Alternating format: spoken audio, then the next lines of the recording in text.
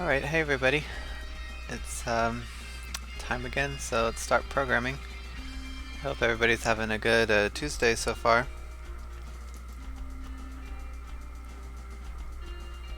Just been working most of the day, so can't really complain. It's been kind of rainy weather, but I don't mind it too much. Alright, let's switch over to Unity. Alright, and today, or actually yesterday, we just finished sending the end of the turn state to the server, and then it would return to us.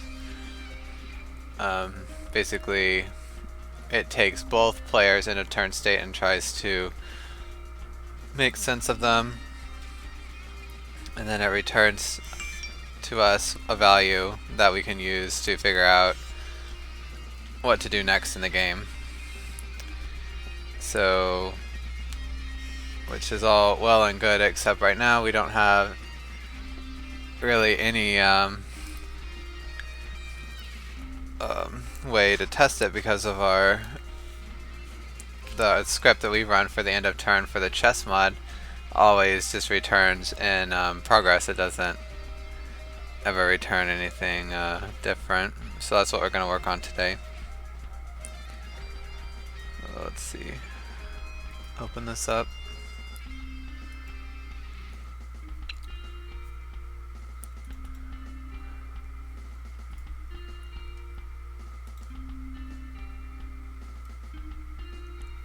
Okay, so there's really two parts to this. The first is that we need to change the chess movement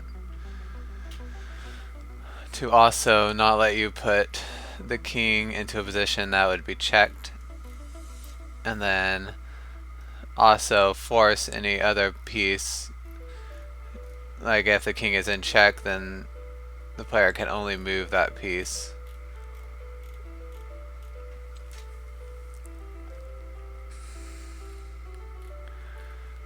So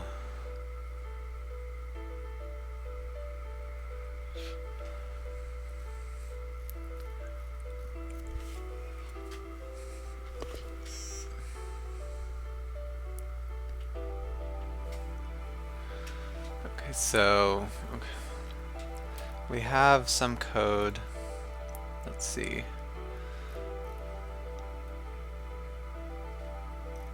Like the win condition checker has all this caching for the turn options. But the confusing thing is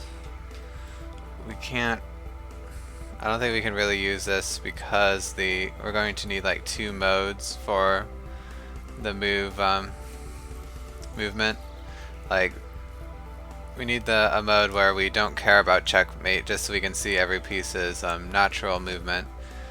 And then we have to search through all of those pieces, and if any of them have a king in check, then we would modify the movement for the piece that we're looking at so that only moves that would result in a king being captured are valid. So, question then becomes, how do we do that?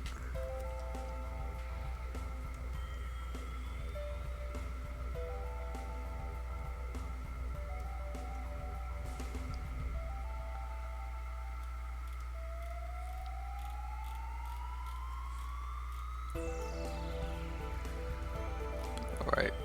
Well, let's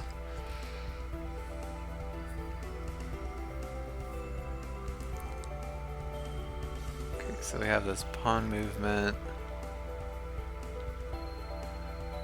So we actually might want to have, like, instead of creating these action helpers right away, we might want to have like an in-between that our mod code can look at for when it is storing the move pieces or the the move data. So let me see.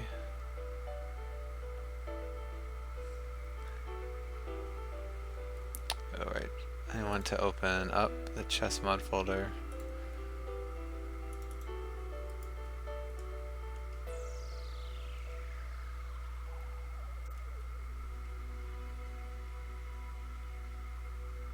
And let's create a new Lua document.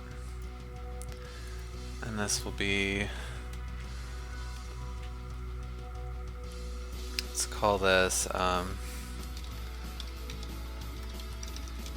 natural movement Lua.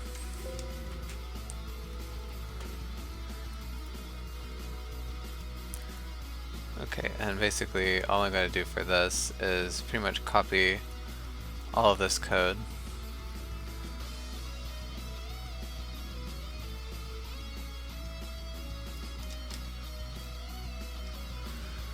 Except instead of creating these promote actions, we'll create some kind of in-between.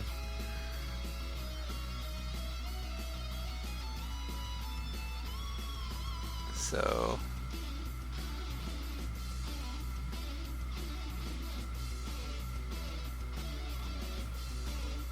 alright. Let's just, so for a move option it would be, we just call it move, and then it will take that format.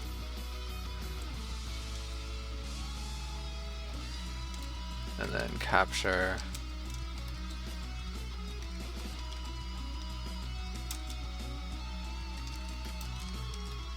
And remember, because chess has that rule with pawns that they can capture some movement, or they can capture a piece that's not where they move.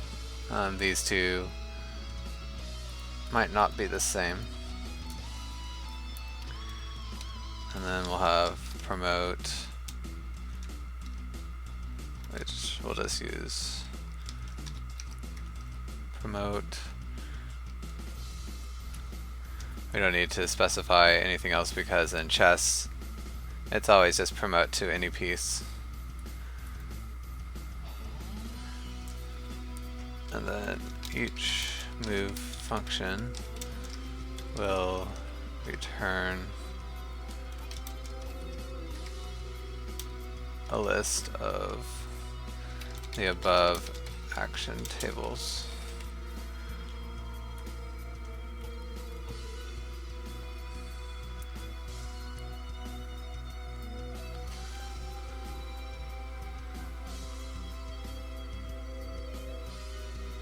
Alright, so we can still use this. This returns true if movement should stop, and then if the position should be added to the move table.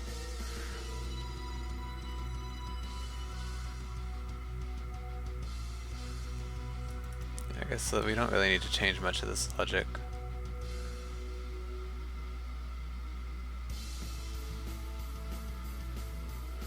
So we want an insert here.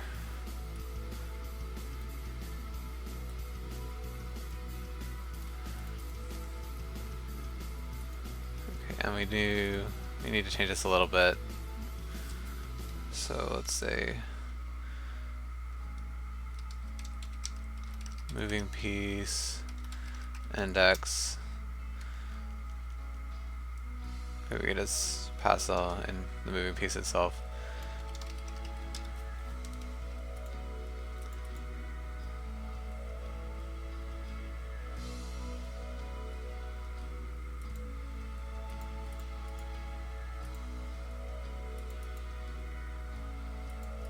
I want to rename it. Oh, there's no easy way to do that in Lua.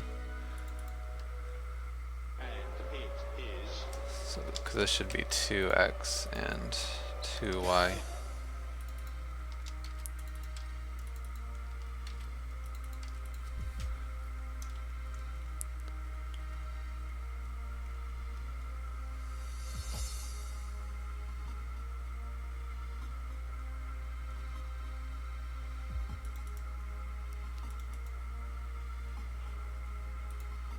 Okay, and instead of returning two booleans, why don't we actually return some string? Returns move, or returns none, move, capture.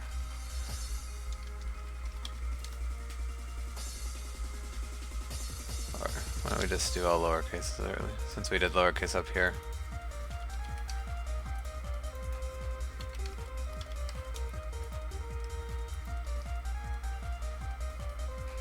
Alright, so if there's a piece here,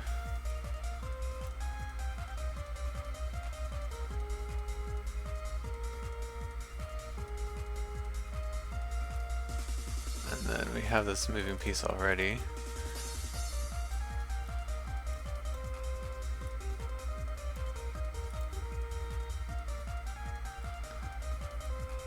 Okay, so if the owners are true, then this means that they can't move here and we don't capture. But if the owners are different, then we can capture this piece. And then if there's no piece there, then we can move.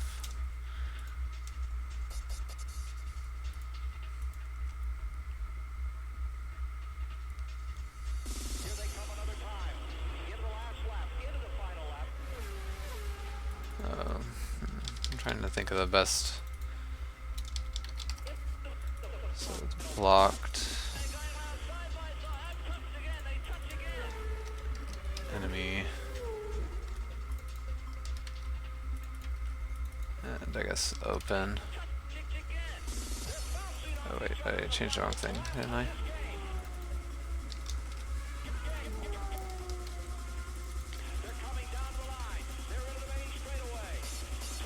Alright, so here we get the moving piece,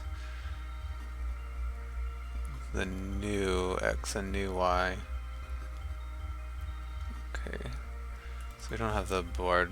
So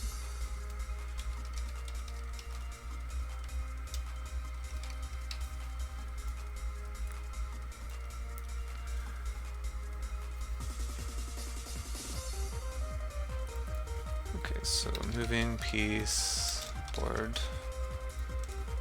And this just returns 1 now, which is no space.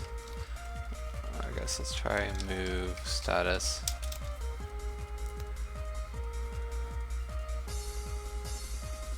Okay, so what we do here, if move status does not equal blocked,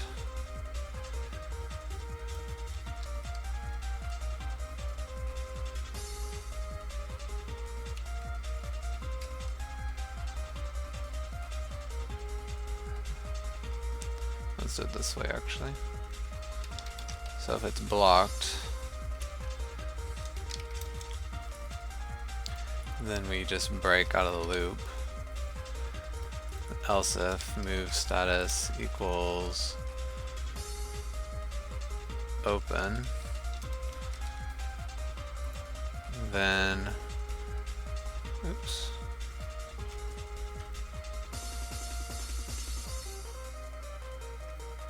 Okay, we can actually just return. Let's see. So we return nothing.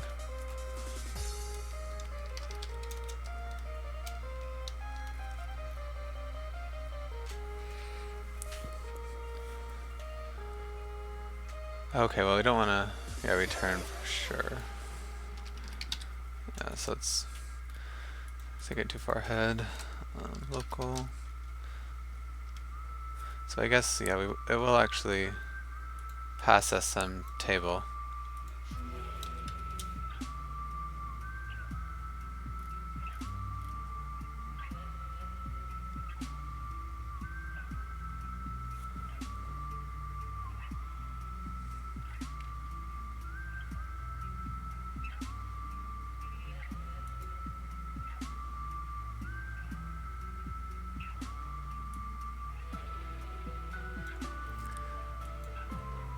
Or wait, I'm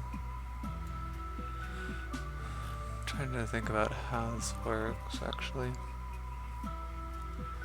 Okay, so this will be a table of possibilities.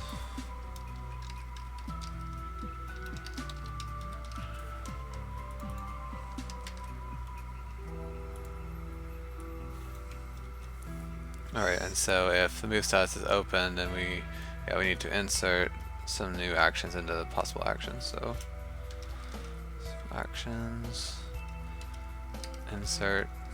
Oh, that's not how you do it.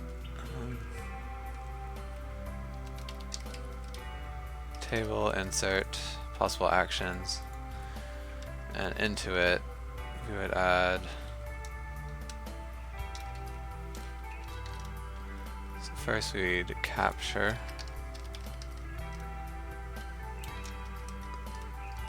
the piece here, and then the next we would then move to this position.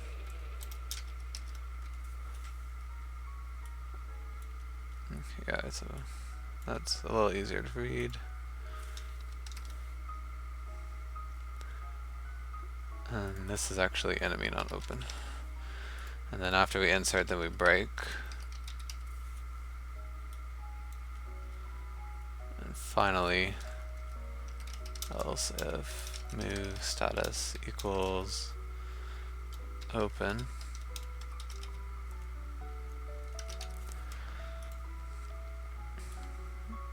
In this case, we just enter or insert just the move action.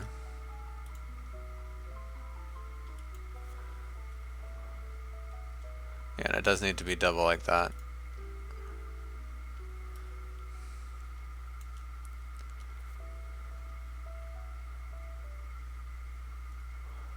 If needs break. Wait, don't need this anymore. And then yeah, we add. Increment this and then it loops again.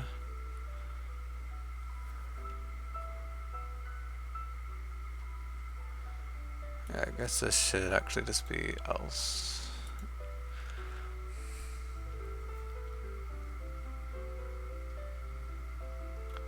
Okay, so that's a little bit easier. Then what's this look at position used for? Okay, for the knight.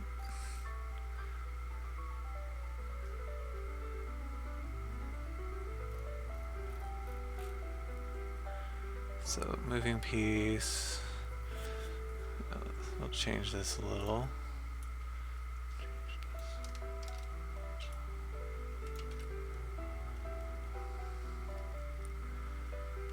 So we'll already have the moving piece passed to us. Then if board is valid, yeah, so I need to make sure I get rid of these state variables. That's not always available to the script.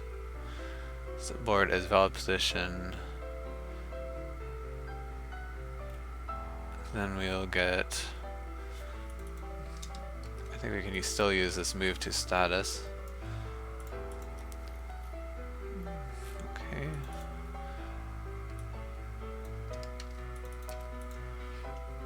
Alright, so then if,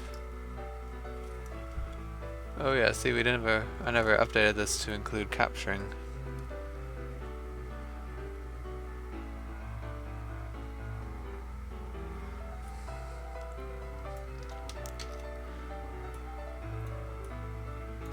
So if move status, we just won't even have that because if move status is blocked then we don't do anything. Move status equals open. Alright, so if it's enemy, we capture and then move. If move status is open, then we just move. This isn't a loop, so either way it exits. So the rook, bishop, queen.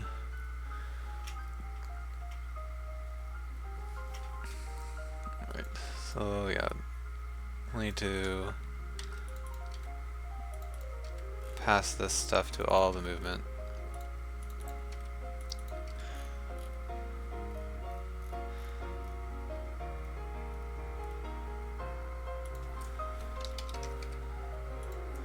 And then local moving piece equals board get piece, moving piece index, and then I'll change this M to possible actions. I guess it doesn't, well, M doesn't make any sense, so.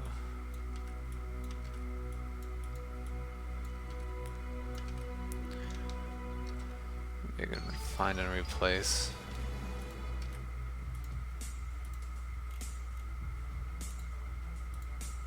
Oh, that's not gonna work.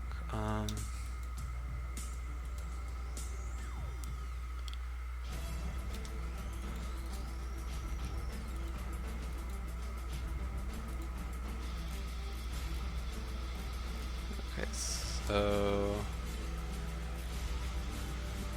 now I'll at least get us partway there.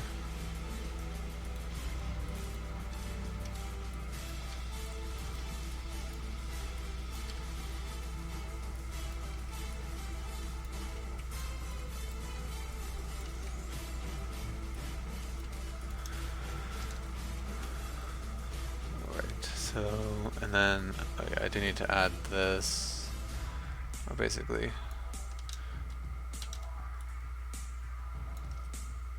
do this to the beginning of each of these functions.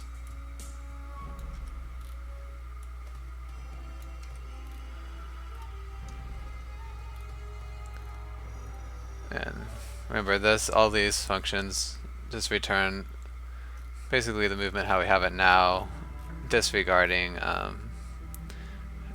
the entire checkmate system. Pawn actions. Okay, so this doesn't need the state because we don't know that anyway. Capturing. So let's look and see.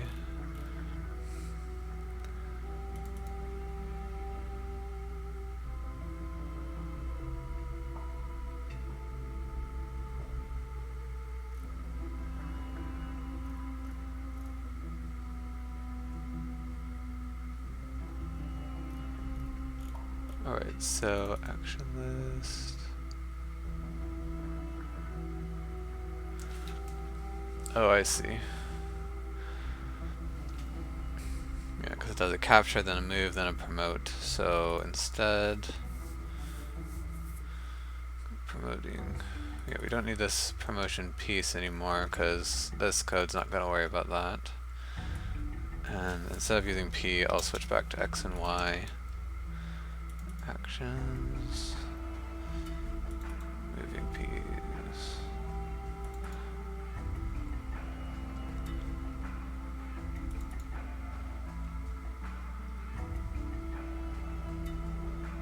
Alright, so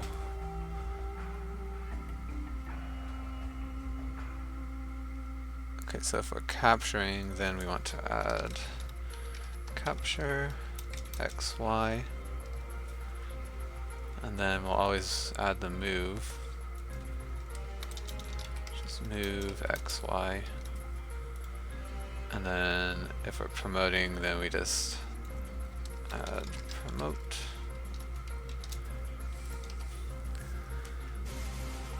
And then this adds this action table into the possible actions table.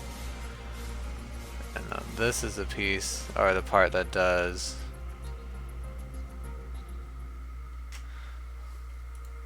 all the lookup, all the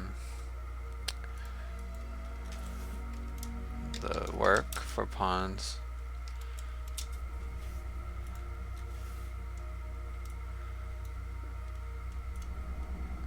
I'm not sure why I decided to use a table right here, because nowhere else in the code do I actually do that. Okay, so this is a valid position, and then we check, see if there's a piece here. And then this check function, oh, it's right here. So we don't know the state anymore.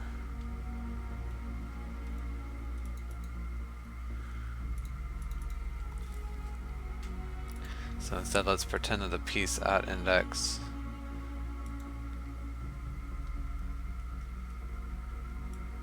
is the actual object. So if piece at index does not equal nil.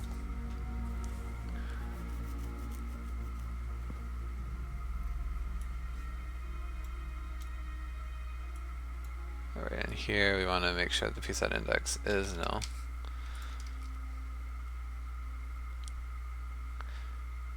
Or yeah, so piece at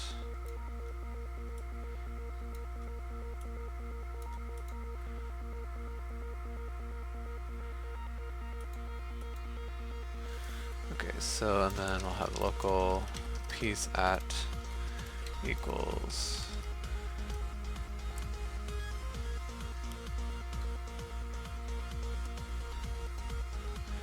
okay, in Lua you could do something like they have the ternary operator like in C#, which would be something like this. I think in Lua you can say piece at index and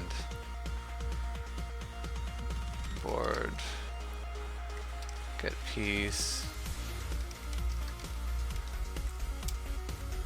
or nil.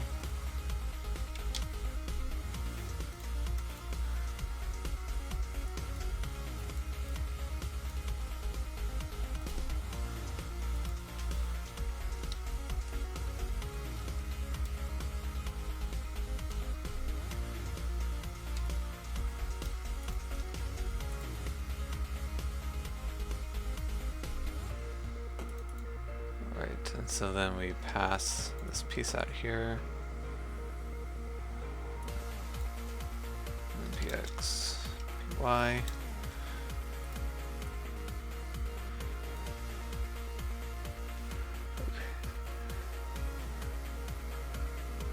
So we don't need to do this anymore. It's just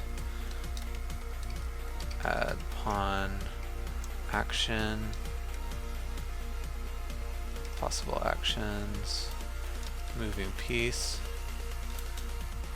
px, py, capturing, and then promoting if py equals promote y.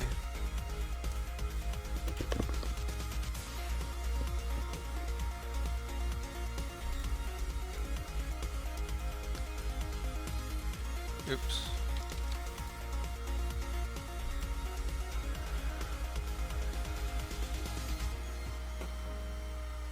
Okay, and here, yeah, we don't have the state anymore. So instead we'll get the moving piece and the board.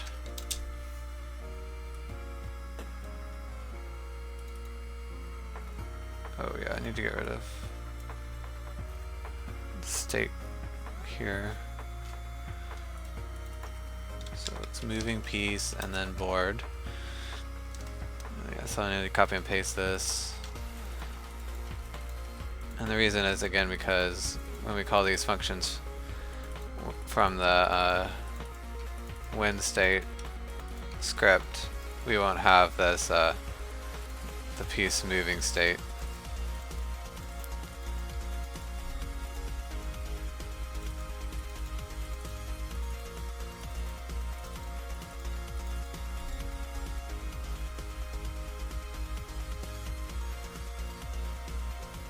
Okay.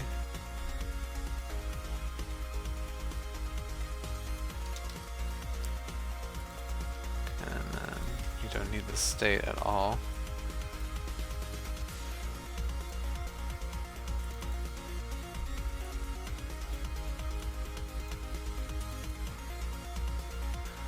Right.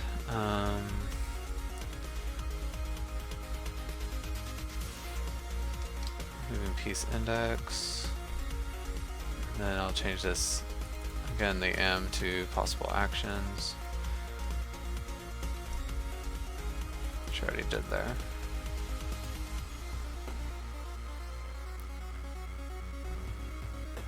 Alright, so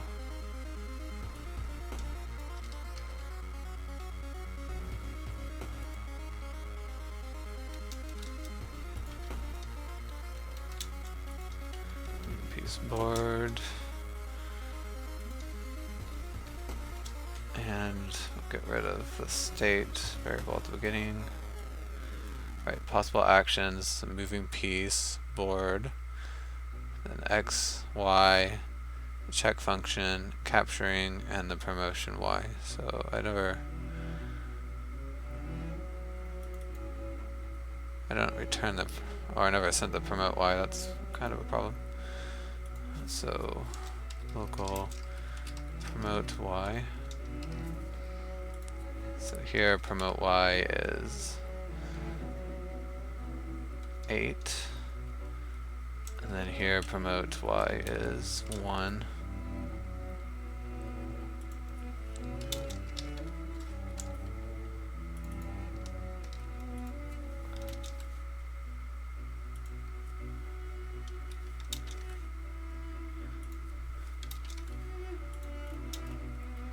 This is still fine. Alright, get rid of the state there. Okay, and so now go to the chess mod. And I remember I let you load extra Lua scripts. I'm trying to remember what I called it. The string extra Lua files. Okay, that's simple.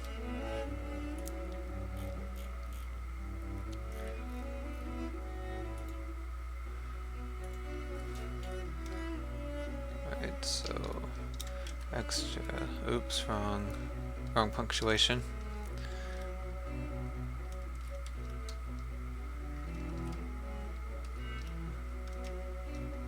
And I think it will use this syntax. And this will be natural movement.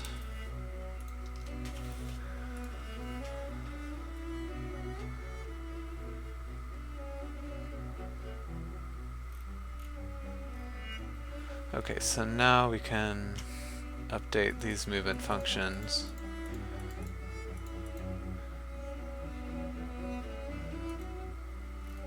Well, actually, I guess before we do that, we should make sure we have the checkmate detection.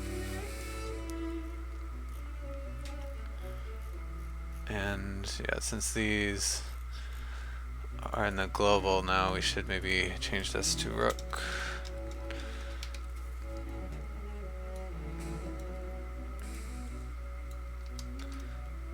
Because otherwise the scripts, these function names might overwrite each other.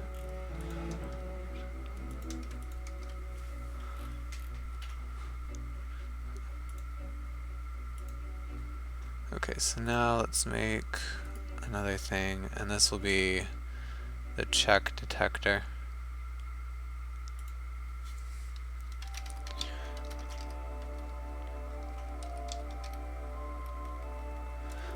Okay, and before I do this, I want to make sure that I have chess rules down perfectly.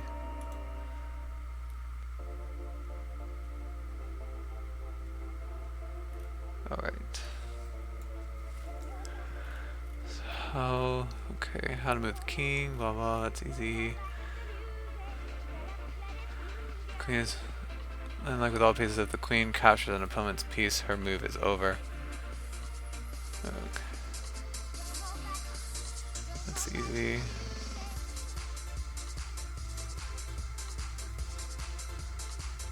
Bishop, knight, pawn. Forward, but captured diagonally pawns can only move forward one square at a time except for the very first move.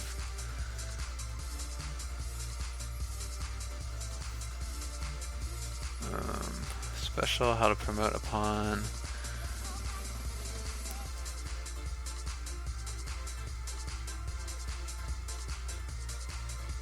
Yeah, this is that weird rule en passant, where the pawn, if a pawn moves out 2 squares on its first move and by doing so lands the side of an opponent's pawn, then the other pawn has the option of capturing the first pawn as it passes by.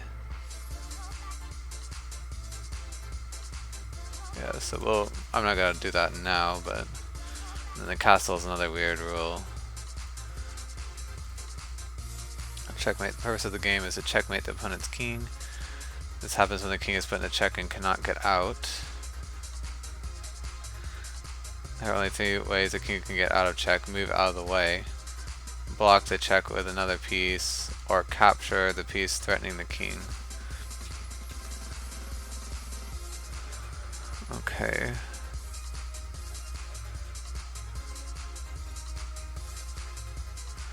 Yeah, so this is a bit more complicated than I thought, because really, to see if an action is possible,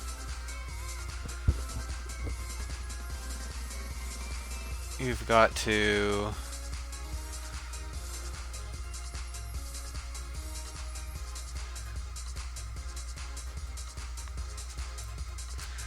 so what you'll have to do is well, that's confusing. I don't know.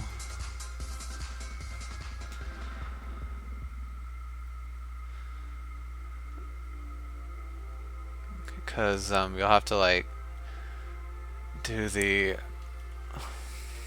what am I trying to say? You have to like actually carry out the action in the script. Then you'll have to make a new board state all in Lua, and then find every piece's moves again and see if after that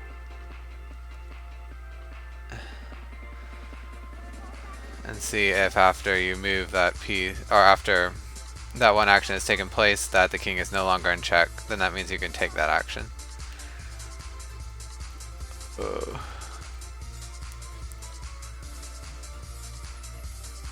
It's possible, but it's a lot of work. I kind of feel bad because I just did all that extra work. Well, I won't delete it, but I'm a bit disappointed because I wanted to really do the strict chess rules, but this is going to take a lot of time and I want to move on. So yeah, we'll put it on hold for now, unfortunately, I think.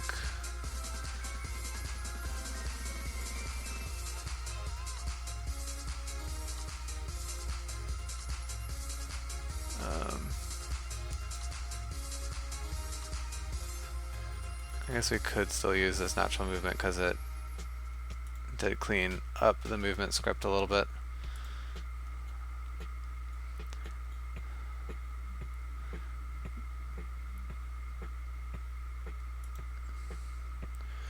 I don't know, it's not really needed. Everything was working fine. Yeah, okay, so I was looking for the auto comment button. I've gotten used to that.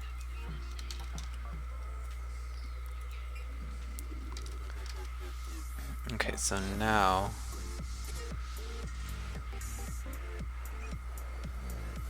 the win-loss check. All we really need to do is loop through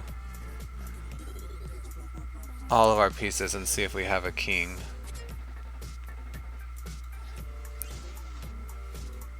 Okay, so that won't be too difficult.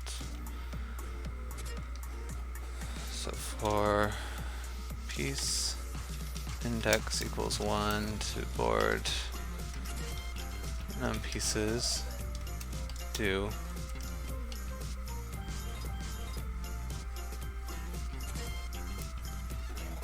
let me make sure num pieces is the right function. Okay, yeah, but it's not a function, it's just a accessor. Okay, so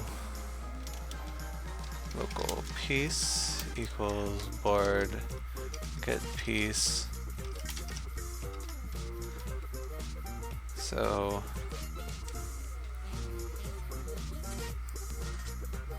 that's interesting. We probably need to return what player we're checking to see if,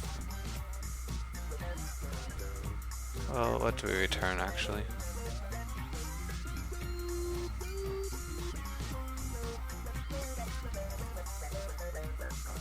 Okay, no, so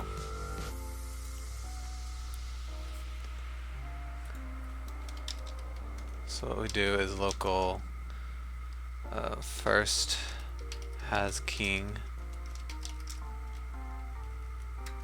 and local second has king. So if piece dot name equals king, then if piece dot owner equals helper dot, what is the function to get the string there?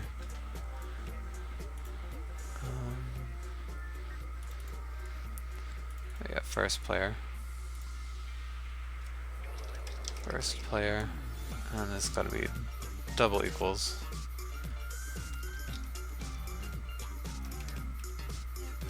First has king equals true, and then I guess we could do else if.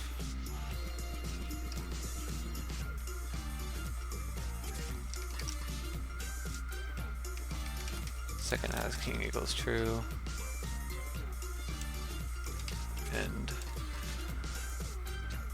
and this is pretty simple. If not first has king, or we should do if not first has king and not second has king, then we'll return. Okay, what was the function again? When check helper.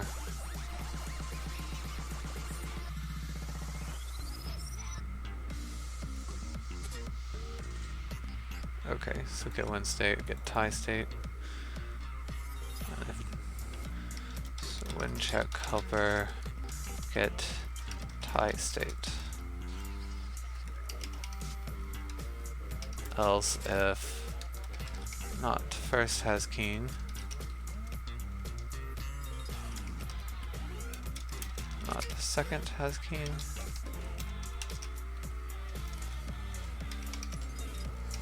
okay, so if the first does not have the king, then we return win check helper, get win state helper second player,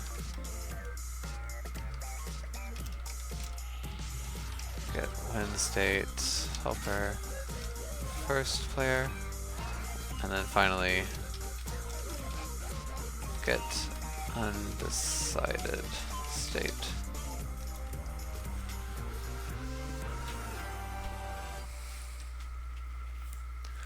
Okay, so this is basically the simplest way to do it.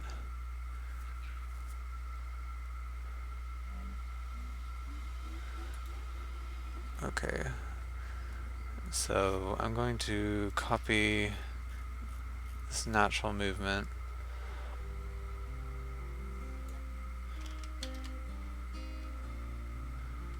and I'm gonna replace most of this. This code will actually still need. So yeah, I'll just add it down to the bottom. All right.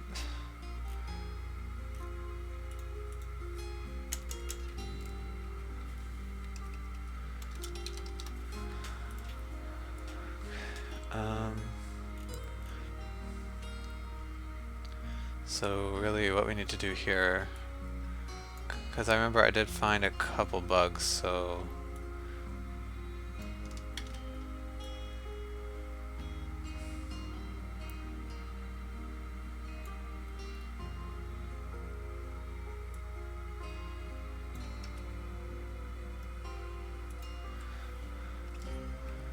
yeah, action helper.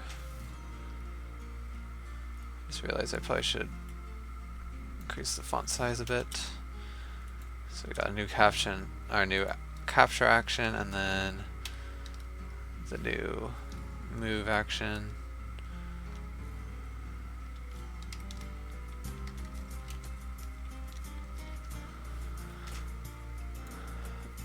Right, and then down here we just have the move action.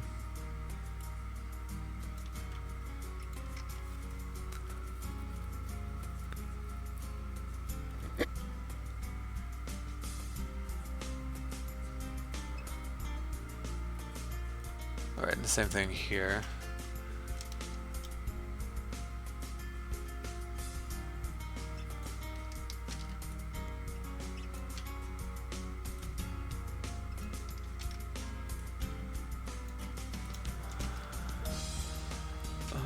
And I think the only other place that's different is right down here.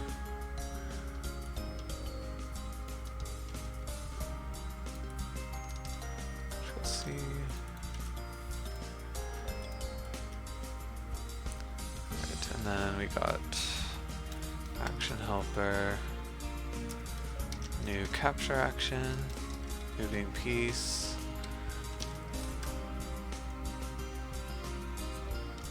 Oh wait, yeah, we just give it the position to capture. And then finally here, we will need to give it the promotion piece again.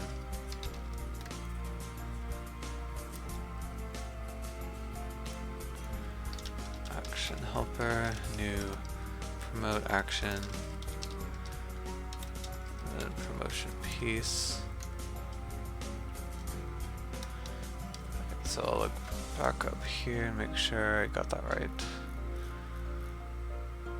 New promote action, yeah, XY promotion piece.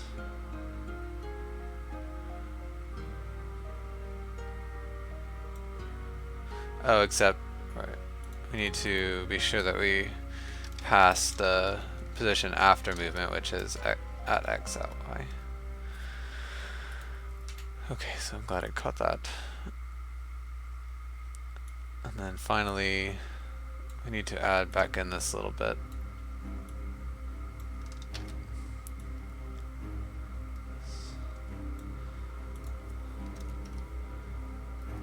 So if pawn Y equals promote Y, then swap actions, move piece.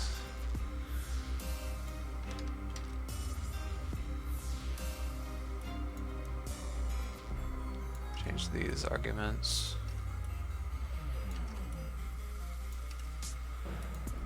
Queen, knight, rook, bishop.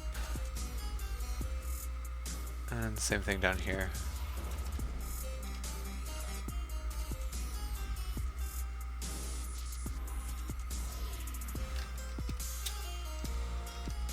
Moving piece. Okay.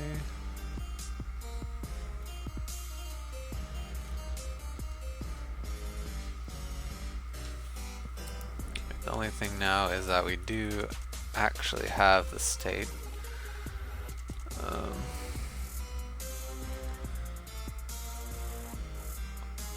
we can delete all this code up here.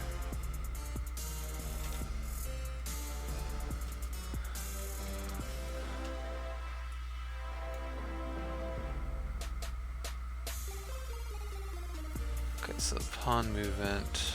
Gotta change this back, and we get the state. And it's state dot moving piece.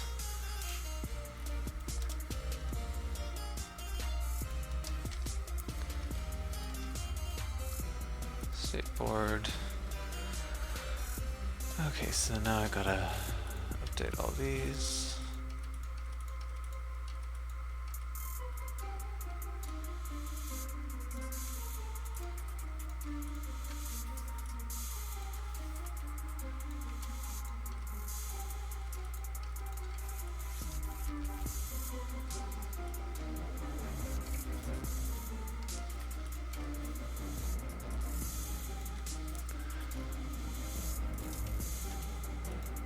Alright, just a few more.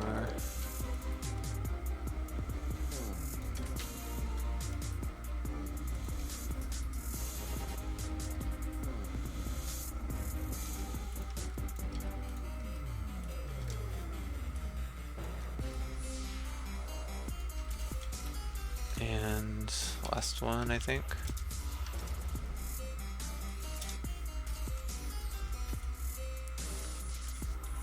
Alright. And, oh yeah, I need to change this, take out the naturals in this because there's no distinction anymore.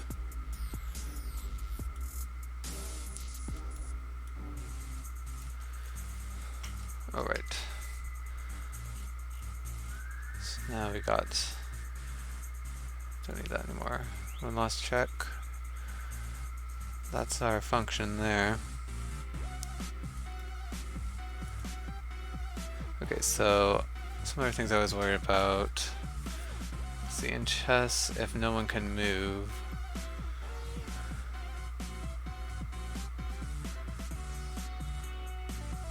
I guess we should tackle that, because I think if nobody can move in chess, it's a tie.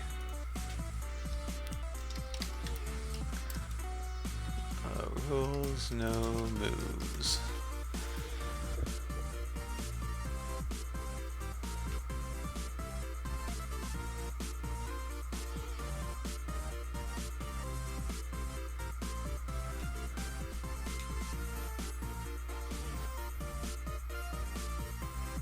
Okay, so there are a bit other strange rules in chess, such as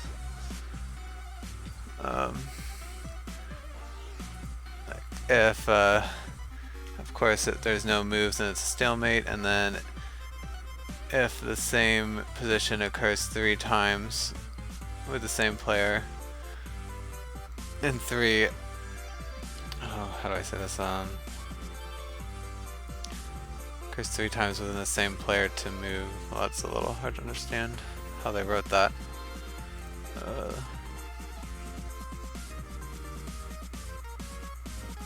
There's something called 3-fold repetition. If an identical position has occurred at least 3 times during the course of the game with the same player.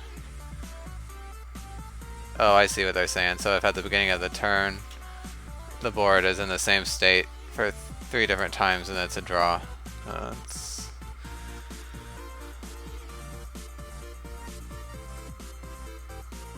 then the 50 move rule: if the previous 50 moves by each side, no pawn has moved and no capture has been made, a draw can be claimed.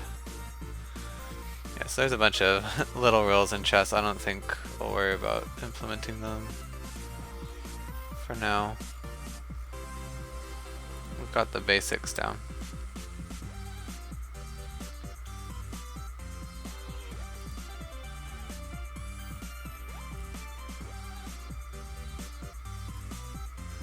Okay, so yeah, let's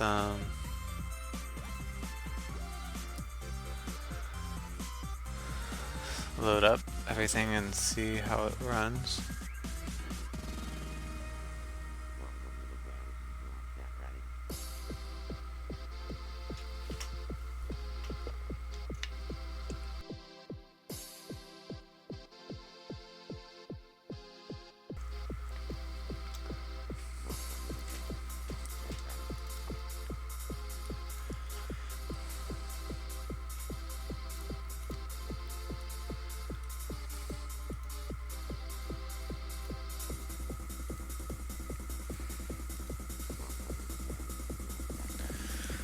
So there's an exception, win-loss check at line 14.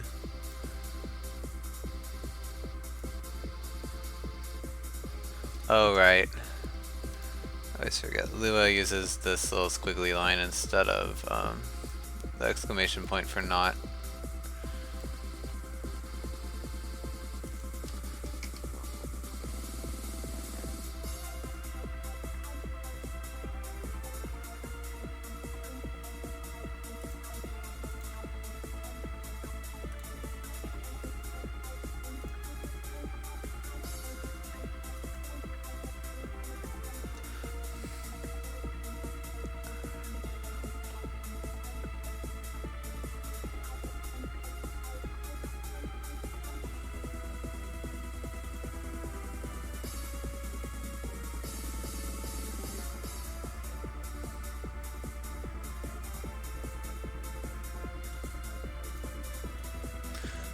Right.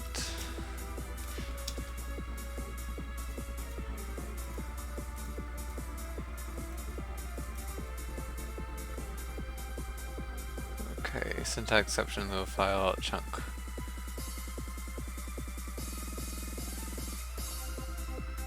Oh, I know. So it uses this thing for the not equals, but you actually just type out not. Okay.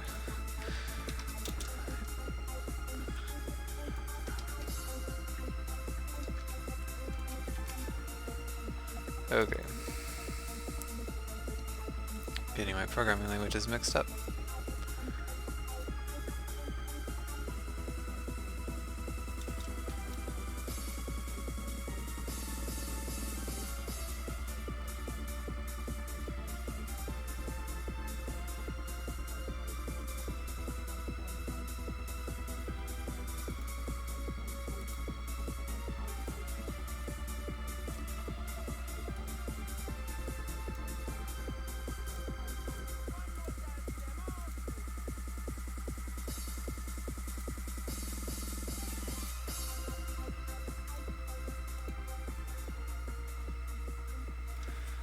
Another thing, 23.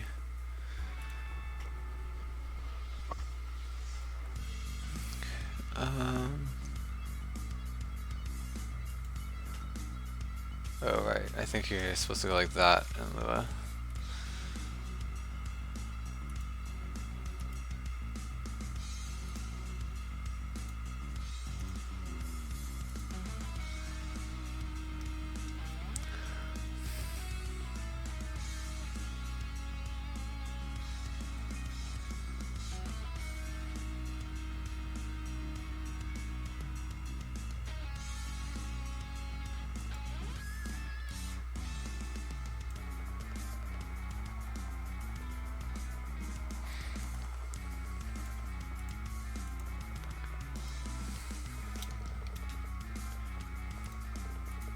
Alright, let's try this again.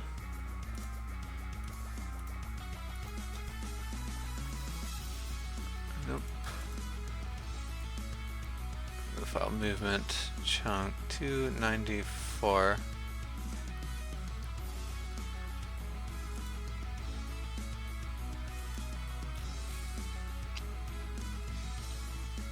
Oh, I left the dot. Instead of reloading it again, let's just go into the build streaming assets and edit it.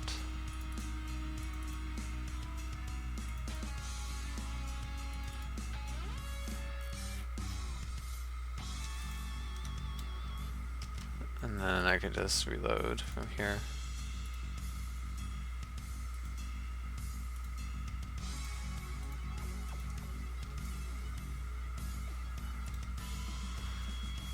Chunk 173.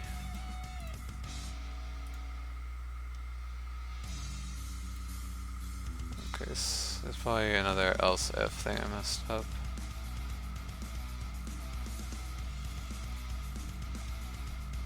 Yeah, like that, and that one.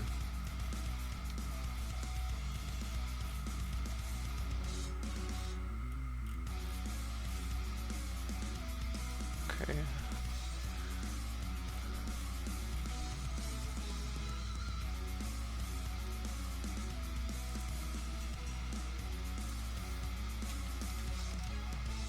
All right.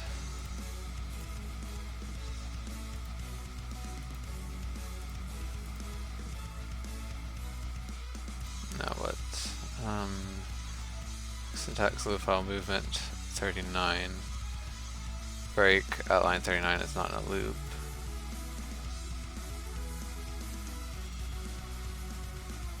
Oh, yeah, of course.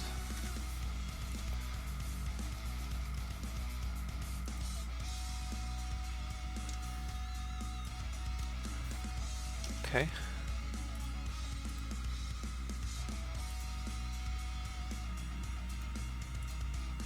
There we go. Oh, and it loaded. Okay. So, let's see. What happened? Object reference not sent. So, sharing violation on path.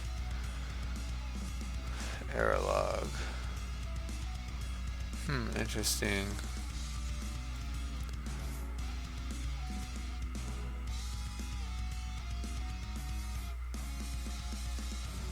But regardless, we had a Lua exception at 80, attempt index and null value.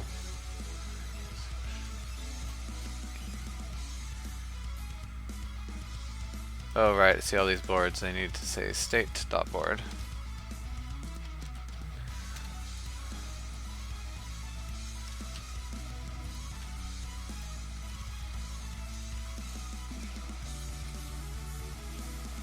I think there's one over down here.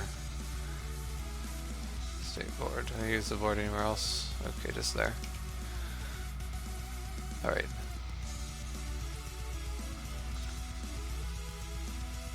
Actually, which...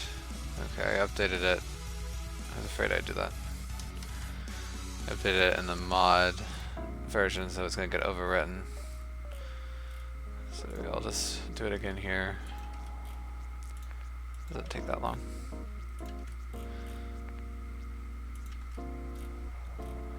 And last but not least, the pawn. Okay, and so now I'll rebuild the second player.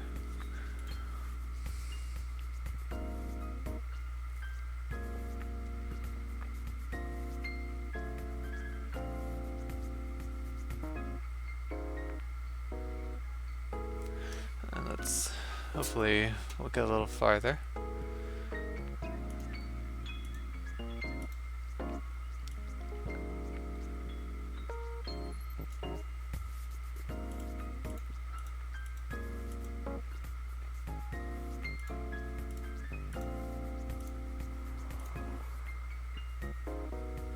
Okay.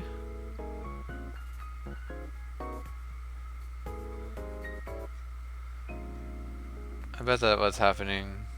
Oh no. I'm not sure why it's getting a sharing violation, but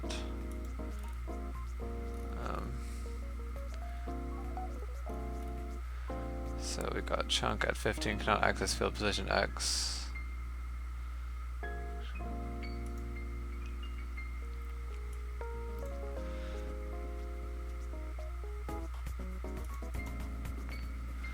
Okay, so look ahead. So moving piece, state board, possible actions.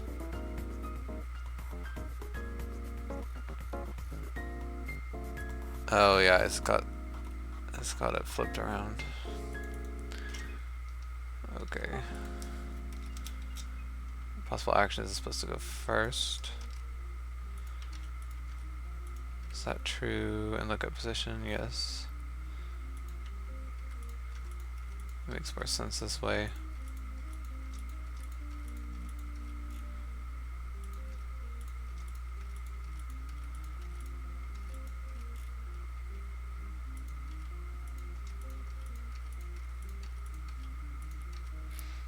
And I think...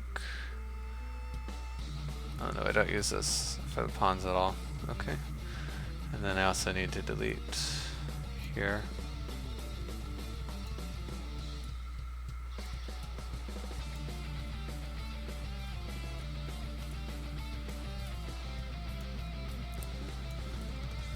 Alright. Maybe this will be faster.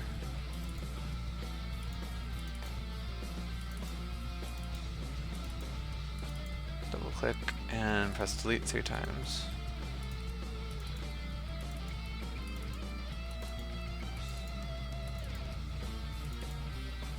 Oops, what did I just delete? It's the wrong possible actions mouse.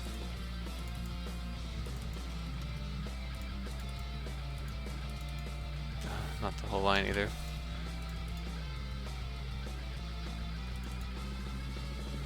And then right there. Okay, so we got the actions and the piece and the board. Is that what it is up here? Actions, piece, board. Okay.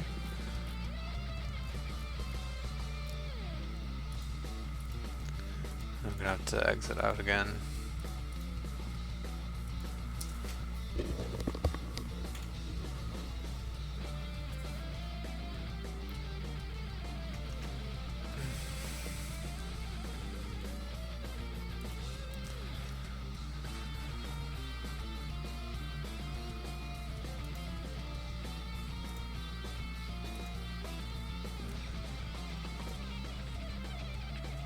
Alright, join and start over here, and we'll try to load up chess again.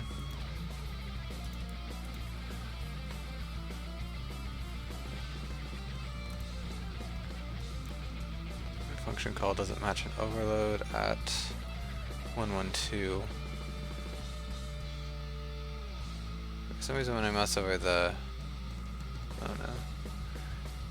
Yeah, sometimes it doesn't give me the IO exception. I wonder... not sure what's going on there and why I didn't catch the IO exception, but... oh, well, I guess I must have caught it because the game didn't crash, but whatever. So... 112, let's look at that.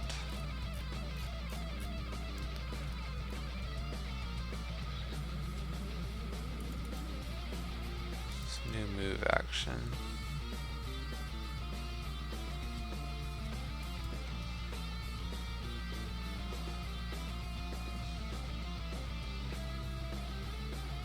It's saying that this new move action doesn't have an overload.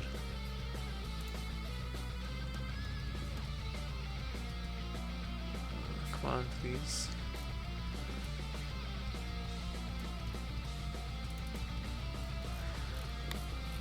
What is it? Turn action helper. So we got piece and move to. It should have an overload. Okay, maybe we're not passing the right moving piece.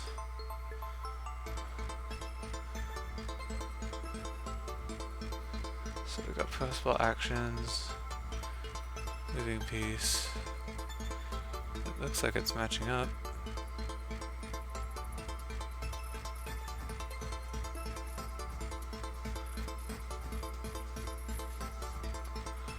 Yeah, so chunk 112 function call doesn't match any overload.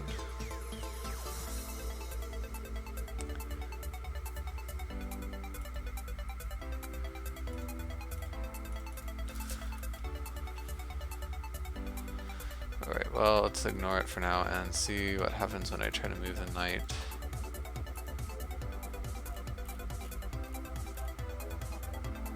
Okay, I think that was because I moused over the...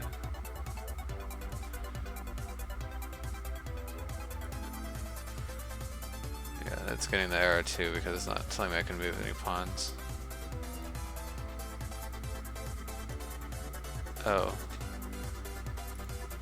How come it's not letting me move? Second, it should be the second player's turn.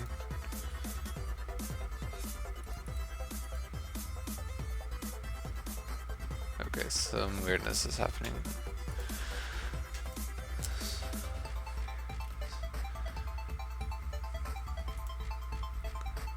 So action helper, I pretty much use this exact same code up here, I think.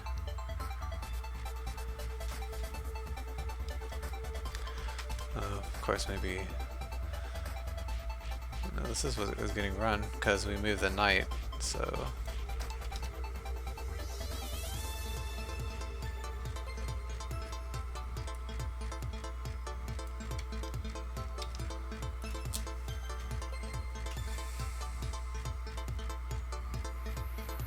okay, let's see, moving piece, yeah, we pass it right here.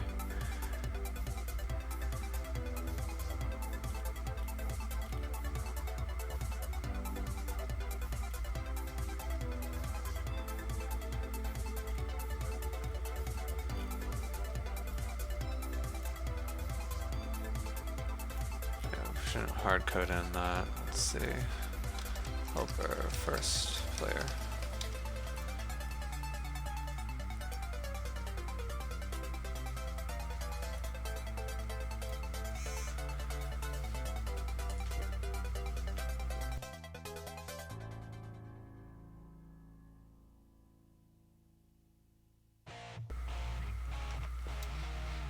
All right. Let's see if my messing around in there helped it.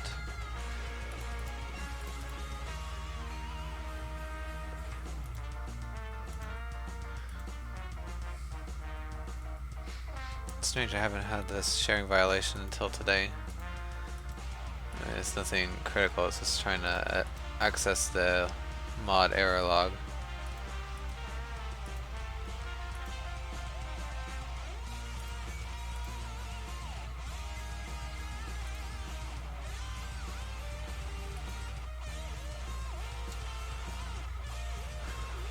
so I'm still having a little exception.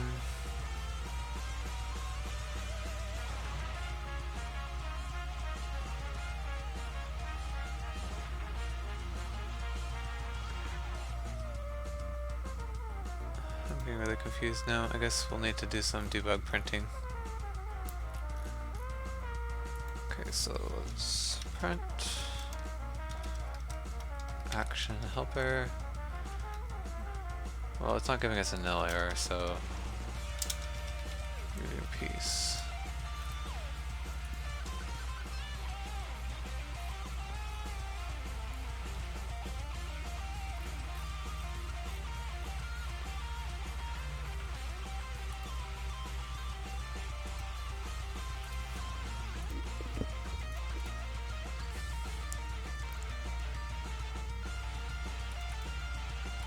Let's write author log. So I was trying to think that maybe the stream writer is not being disposed, but it's using keyword make sure that the writer is disposed after we exit. After we exit this block. So yeah, I'm not sure why that's happening, but I'm not going to worry about it for now.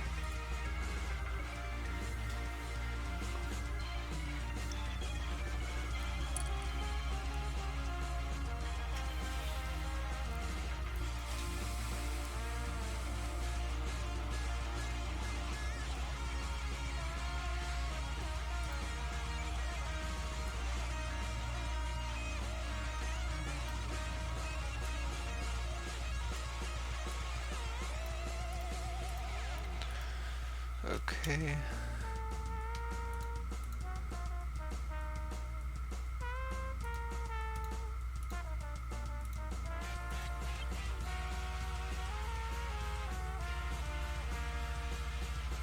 Is it giving us? Yes, it's still giving us errors. So turn action helper and a piece. I guess the other option is that the X and Y.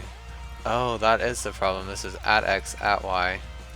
And so we're passing nulls.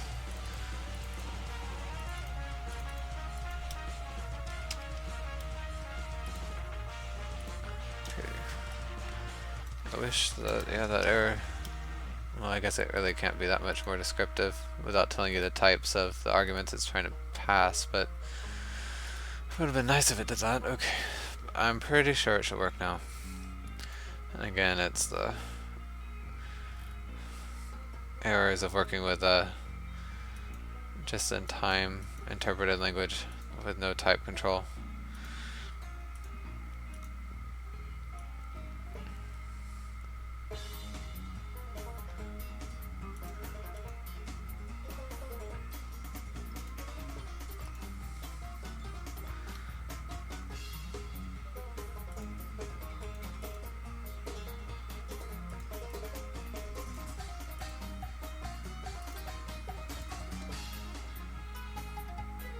Okay. Okay, good. So it's working now, just like I thought.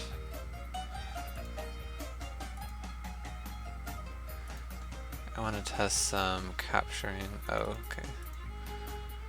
Oh, we got an error. How come? No exception. Cannot access field name user data at 6. Okay.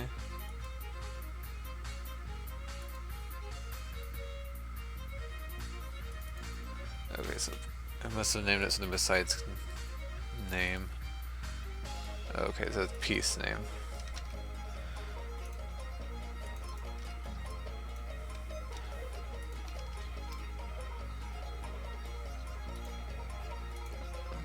Is it just owner? Okay.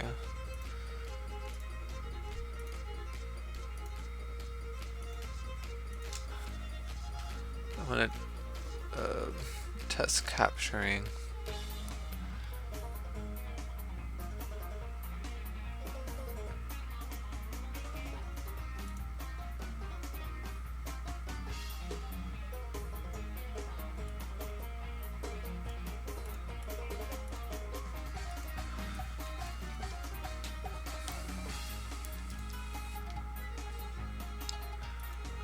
Alright.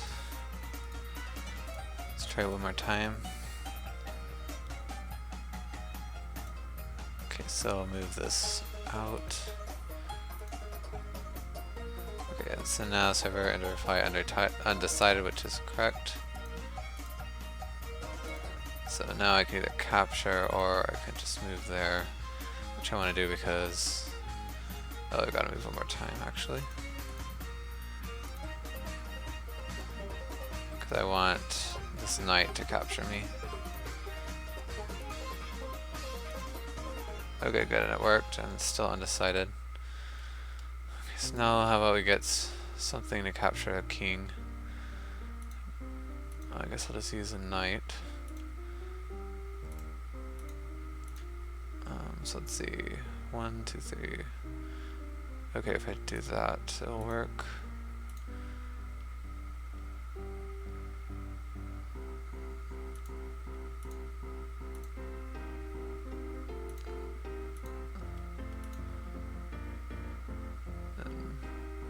Oh, you can't really see because the king is too big of a piece, but it will capture.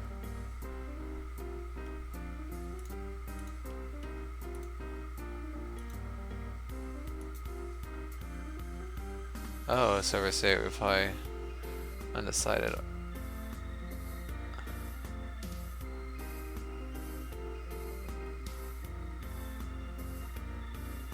Yeah, that should not be what happened. String undecided. Game over type undecided and a turn undecided. Yeah, because second player just lost because they captured the king. Okay, so obviously this is not working.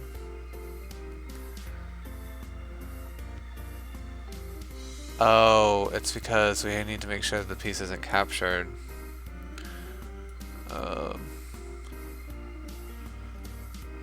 Oh yeah, that's a problem. I don't even include that here. Okay, so public int is captured.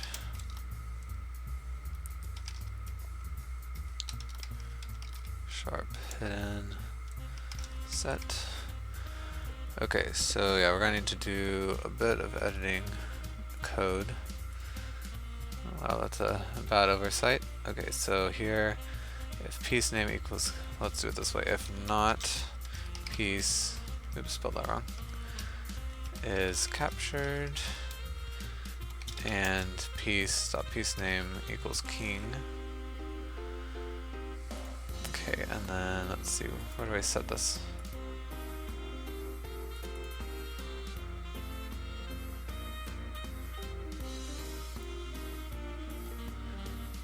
Okay, so one thing I want to do is that if the piece is captured, then we'll return 0, 0 here. Cool.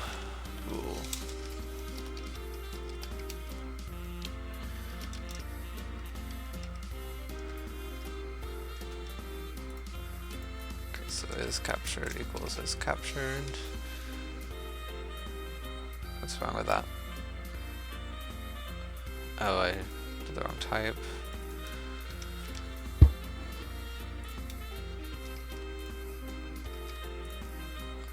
Happy now? Oh, there we go. And so here, if is captured, then we'll set this to 0.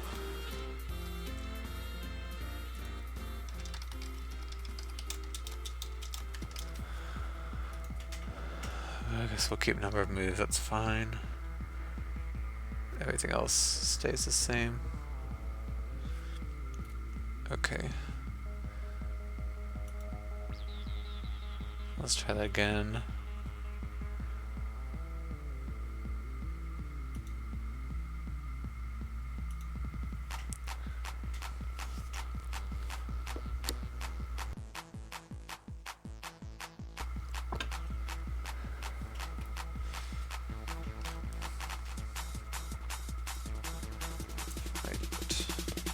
Load up the games, and I'll just go straight away, try and capture with a knight.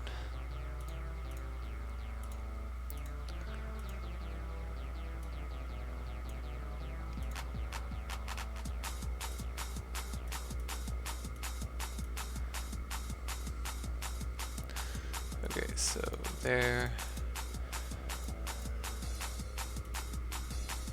There. There. And there. Okay, so now server end of turn reply. So I got first player wins and a turn state is win. Sent a bunch of stuff to the server. Host and server returns host win and end of game type is win. Okay. So now we should try it the other way around. Let's exit.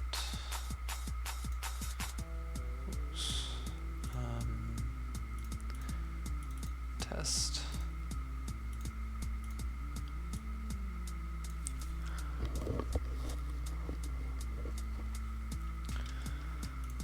Alright, so join and start.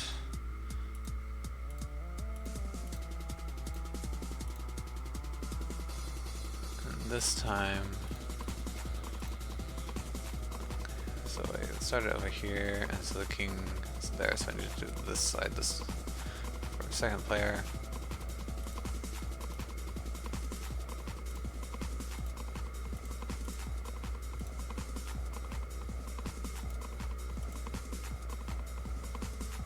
Oh, I did mess up, didn't I? Yeah, because the king's here. Alright, so I'll just move back to where I was. Okay, yeah, I can do it like that.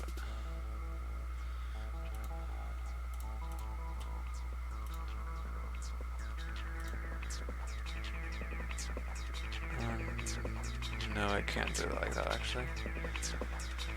Oh, jeez. What do I... I'm not sure if this knight can get to the king.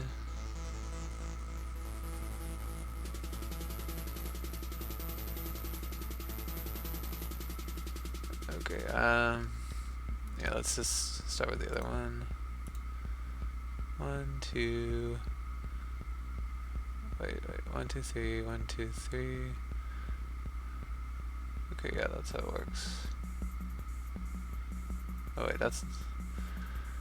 Okay, there we go. Confusing me. Alright, so then here, just do that.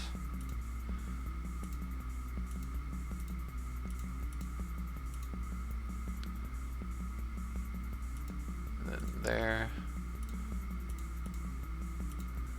And finally, take the king. Alright, so now we got second player wins, so we send the server loss. Server replies client win, and so we get end of game type loss. That's exactly what we wanted. Let's go get rid of those extra debug logs that we had.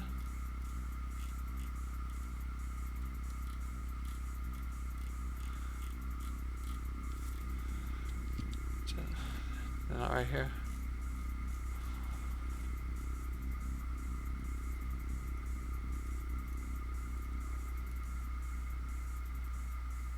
Oh, yeah, that's what I was looking for. Alright, so now basically implemented everything that we need to do to play a simple game of chess. Like I said, it doesn't have all the extra rules, but it has the basics down. And I was thinking while I've been doing this what I need to do to implement all the rules. Basically the chess mod itself would need to keep track of all past game states. So either we need to let it know when a turn is over, or the game could keep track of past states, which that would probably be the easiest thing to do. And then the Lua script could ask for them when needed, but I'm not going to do that for now. Because I want to move in. Basically with this chess game, I think I've completed my objectives, which was just to make a working game with online multiplayer and modding support. And so now I know how to do that, and I can move on to make a more interesting game. So we might start that in the next coming days. I guess this game's not really complete yet because, well, it lacks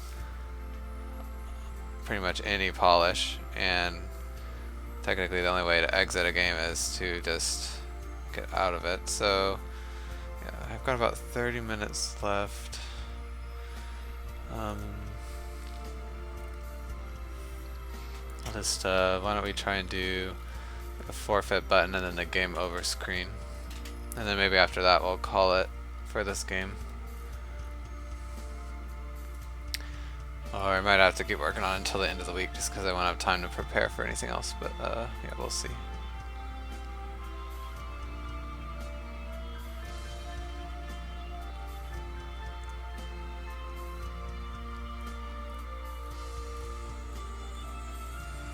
Okay, so first of all,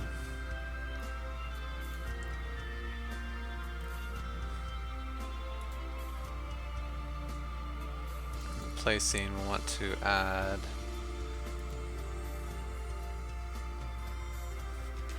some of the things that are messed up is, like, of course the pieces don't rotate when you move them, and the camera is extremely bare bones. We also don't allow the mod to load in a skybox. So yeah, there's a lot of little things to do if I wanted to.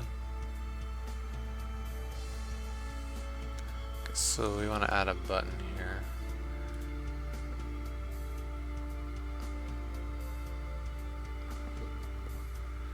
I don't think I ever use this event system, but I never use it in the previous lobby anyway. Okay, so let's change this to, and this is the forfeit button.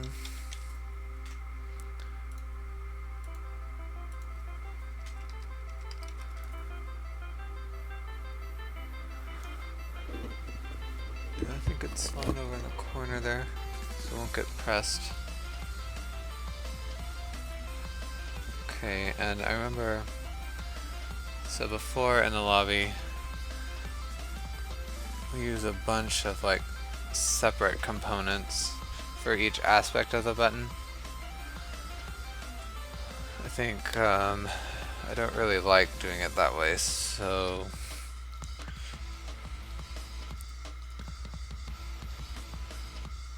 let's see. I'm gonna try another type. So this will be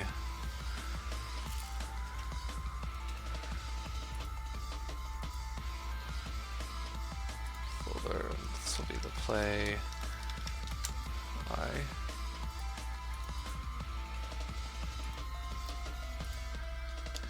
Alright, so button.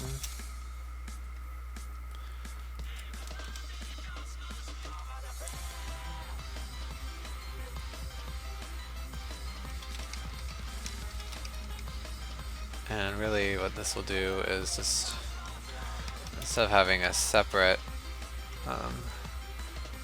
component in the component list for the button enabled, button text, button press listener, all this, they'll all be included in this one class. So private, scribable,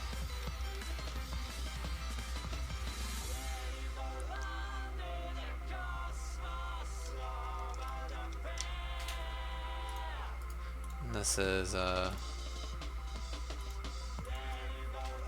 interactable, and then private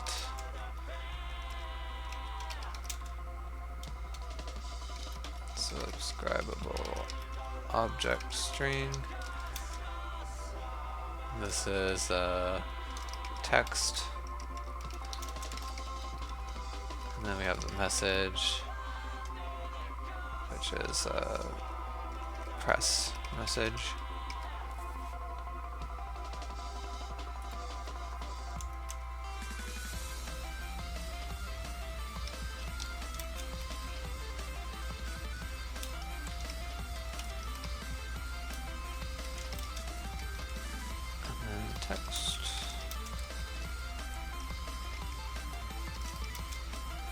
it's gonna complain now.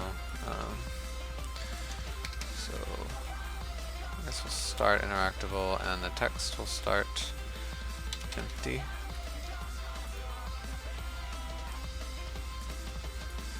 And we should also public create create function.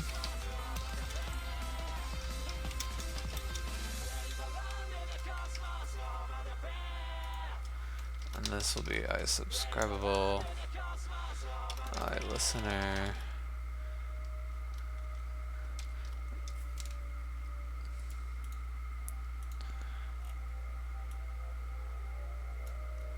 and then press message.subscribe.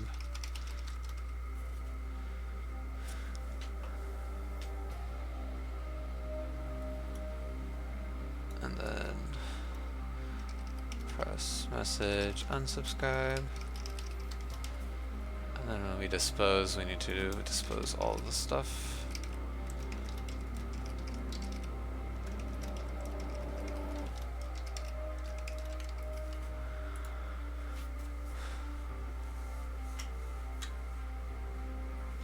And what else?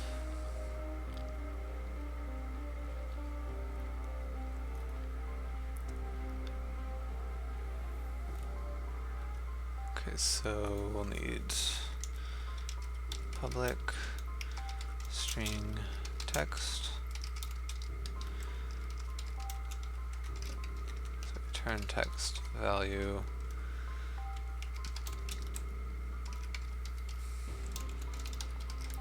And public string interactable.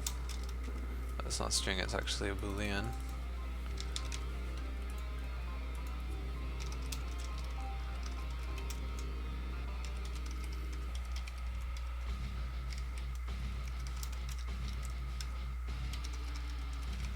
Equals value, and then we need some way to subscribe to these. Maybe instead of trying to like hide these values, we should just make these available to get right away. Oh, that's probably better, huh? We'll still have the dispose message.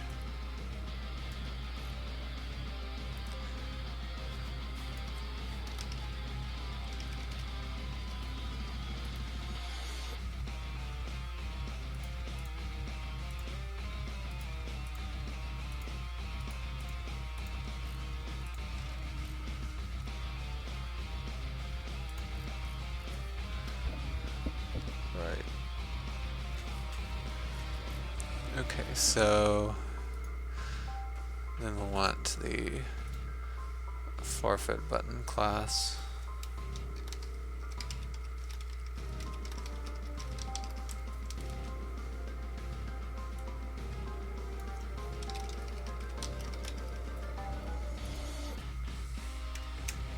So private button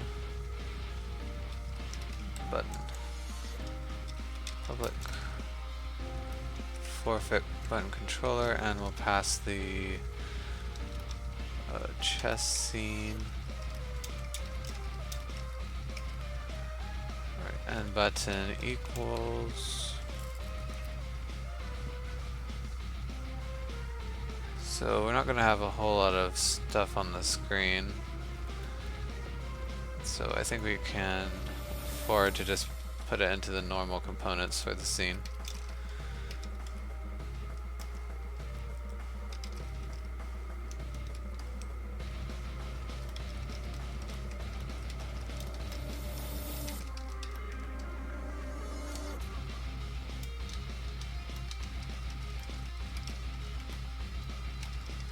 Yeah, because the only other screen we'll have for the play scene is game over, which will basically just say, okay, go to lobby.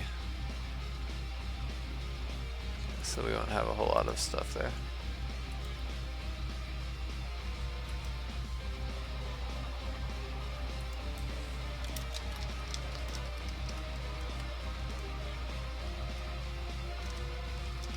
create. Okay, and set interactable to false. And the button text, oh we have to say value, is forfeit. I guess I should probably also have just a visible.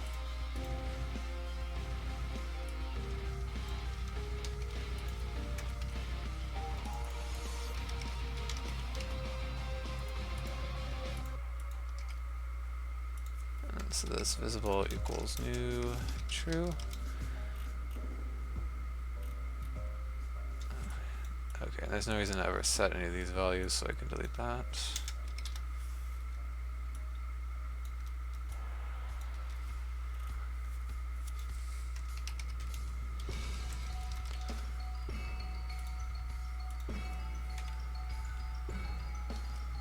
And button dot visible equals true. Oops, did it wrong again. Okay, and so when do these things change? Well, the forfeit, you can click on it. Okay, let's close all this to clean up this top bar. So you've got to be in, like, well, the match has to be in progress. And also, you have to be in the choosing state or waiting for the other player. So let's see.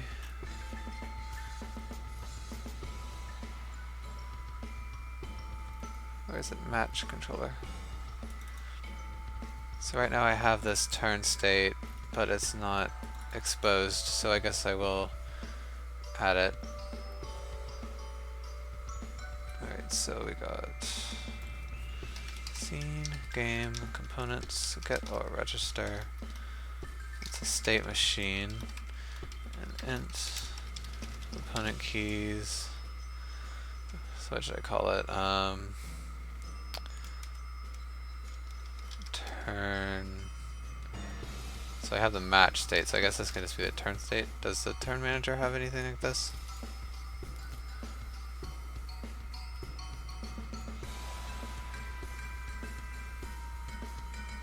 No.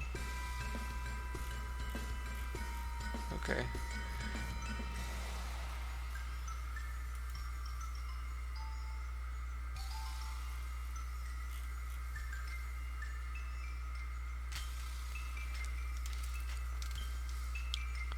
Alright, so okay, so that's fine, but I guess if we're going to do that, I should move this out.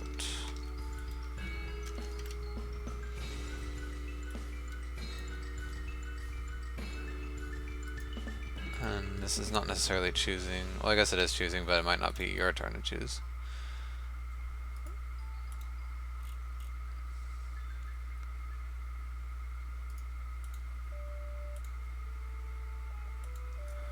And then state machine, create. Okay, so now the forfeit button needs to get this. Oh, it doesn't need to be a game component.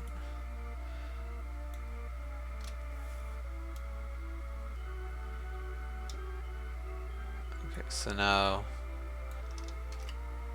the forfeit button needs to get this state. So state machine.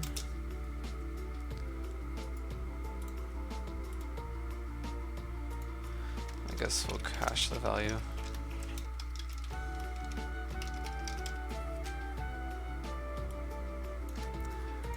And then turn state. Enter state messenger, and then we'll subscribe to this. So new simple listener int component keys. Oh wait, that's not the right thing. We gotta put our callback here. So on turn state change.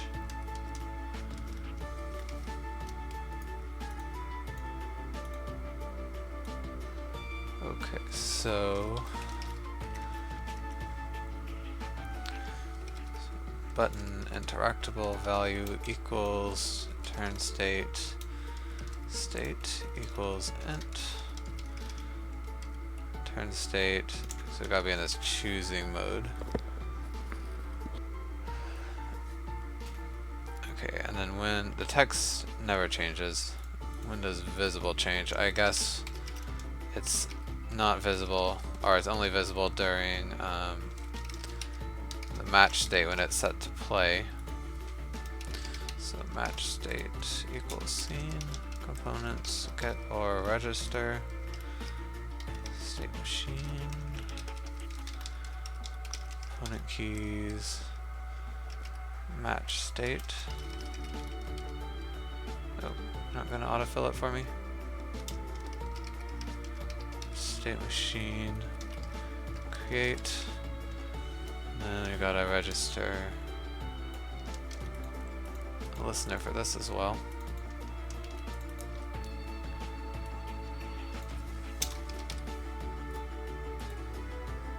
Alright, so I guess we'll start in invisible. Well, actually, what we should do is just call these functions right away.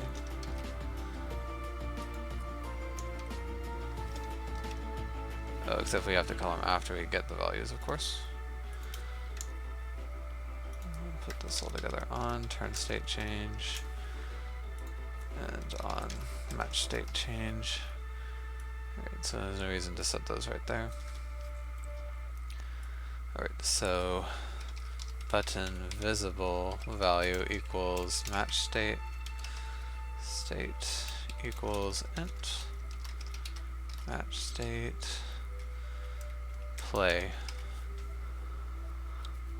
I think, oh, of course we've got to handle actually pressing the button.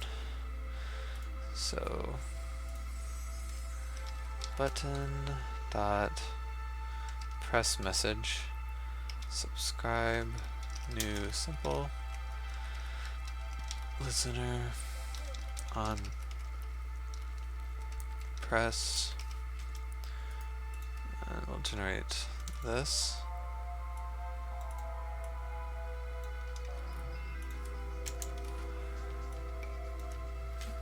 Okay, so what do we do here? I guess we should have our own. So basically what happens is if you press forfeit, then the match manager,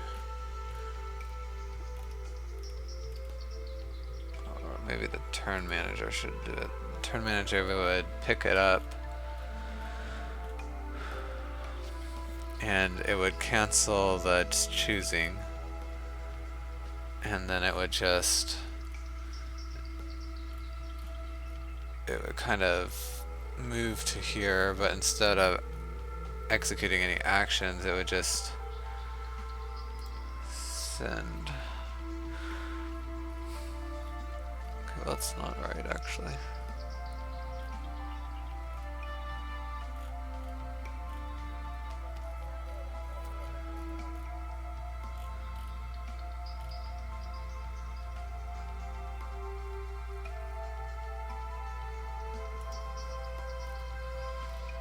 I guess it would have to be the match manager because it's what calls the script. And if you forfeit, then we don't need to call the game over check because the over state, we just send forfeit to the server. Okay, so that's another state we need to take into account.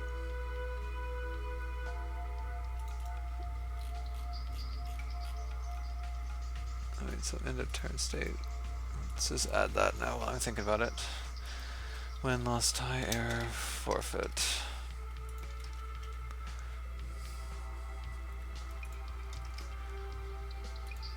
Okay, and then let's go to the match manager. Is this the... Oh, I want the board controller. So this is the host part. Okay, so yeah, if either is error, then it send error. I think, well, maybe we should check forfeit first actually. Well, no, yeah, if either's error, it needs to be an error. And then else if host end of turn. Okay, yeah, so if host end of turn is forfeit and client end of turn is also forfeit,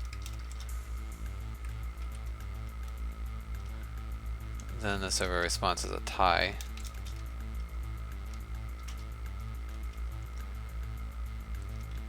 Else if host end of turn equals forfeit, then server response is client wins. Else if client end of turn is forfeit, then server response equals host wins.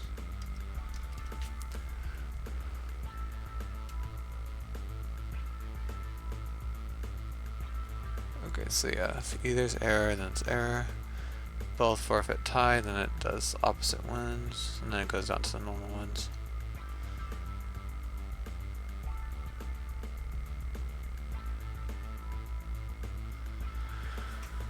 Okay, so that's good. So the match manager, how does this actually work? Can the turn manager like cancel the turn chooser? I'm not sure.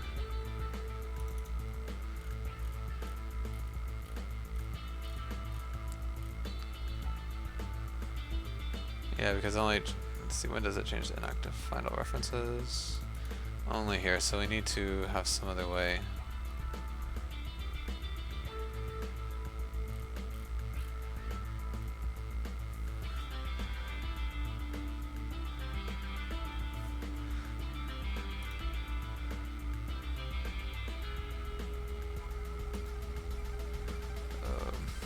Clicked the wrong window.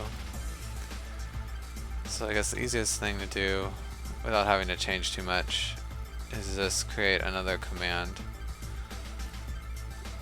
that the turn manager can call when it needs to cancel the choosing.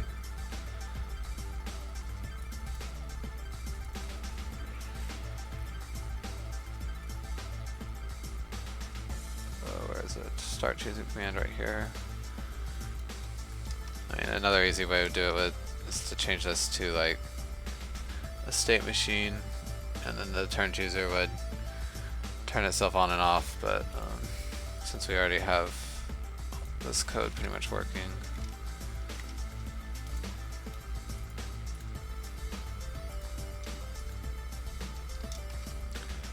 okay, so choosing stop command, then I gotta generate the method. I'll move it down here.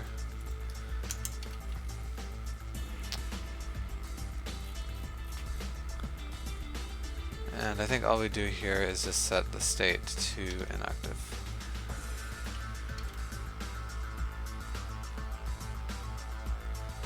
Alright, and one thing I know that I need to do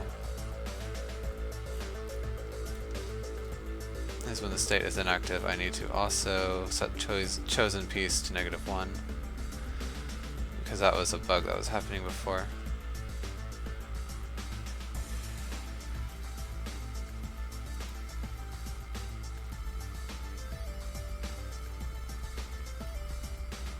So let's see, I think the easiest way to do that is just to watch our own state machine. Okay, so I've already got a bunch of this here. So private void on, enter choosing state.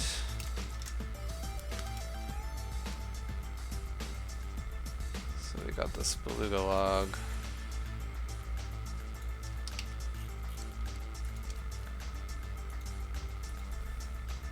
Okay, so let's do it this way. State s equals I'm gonna get a bit word soupy. State.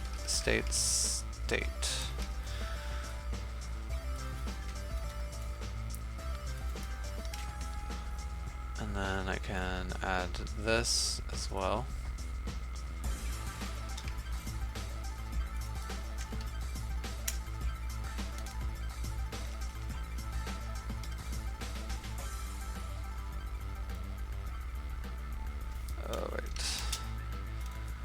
then if s equals inactive, then chosen piece is -1 and chosen action is,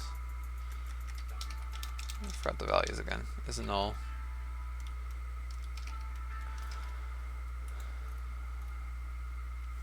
Okay, so now I don't need to have two separate.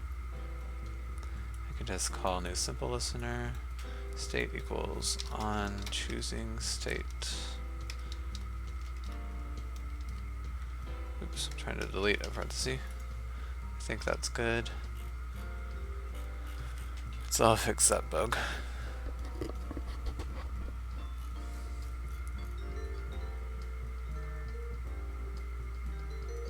Okay, so now let's,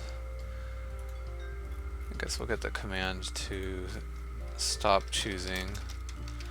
Stop turn choosing command.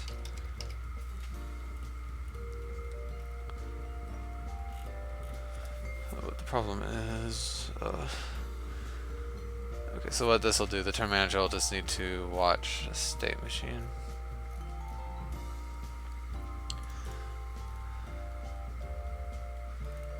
Yeah, we've got like these commands, but it seems like it might really be easier. Okay, well, I'll still do it this way, I think, mostly because I already have it set up. But the turn manager will automatically exit if it goes out of the turn choosing state. Yeah, so let's just go ahead and do that.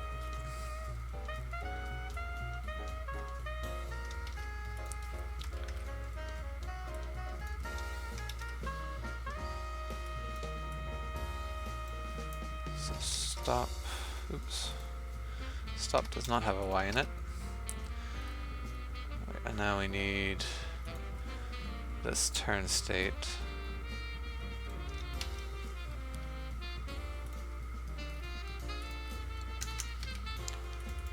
Wait, does turn manager have this? Okay, yeah. Oh, this is a turn chooser, so this is not what I want. Turn manager.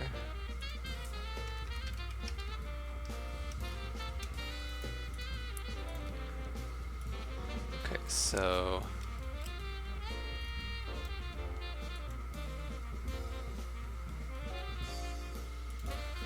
private state machine.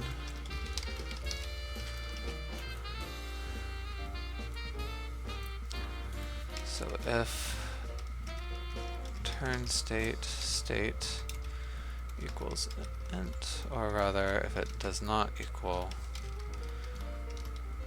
turn state choosing, then we'll call stop. And it's fine if we call that when we hadn't called the start, it doesn't make any difference.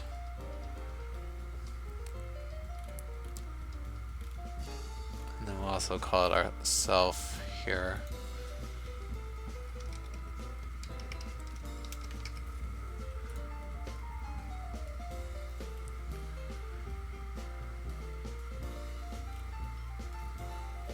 Okay, and now the match manager. Okay, so it will have a command here, private. Well, it won't have a handle on it, it'll just take responsibility for it. So scene components, get or register command, no type. Component keys, forfeit game.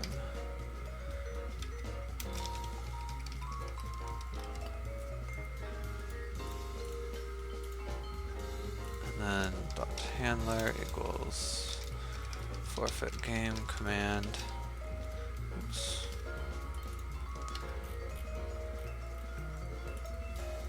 Okay, and so private bool forfeit game command. Okay, so we need to Is it a script state? Basically, we need to extract this.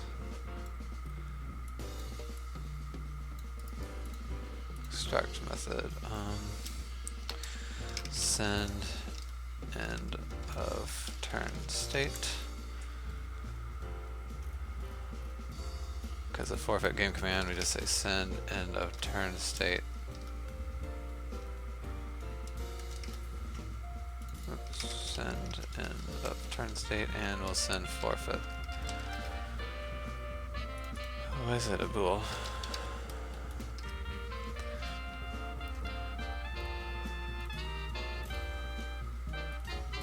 Alright, and I guess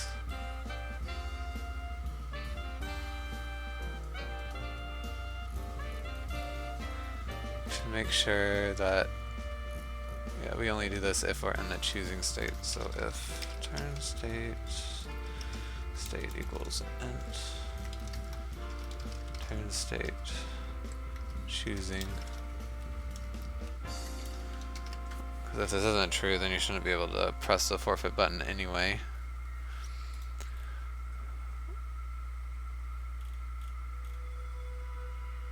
Okay.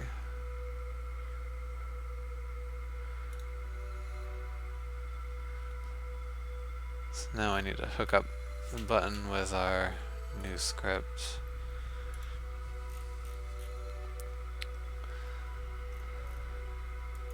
So Unity, we got the, okay, so play UI button hook.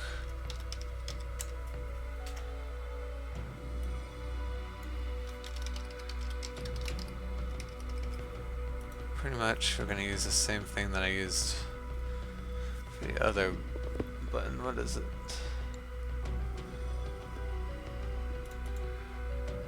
Yeah, here. So I'll just copy and paste this.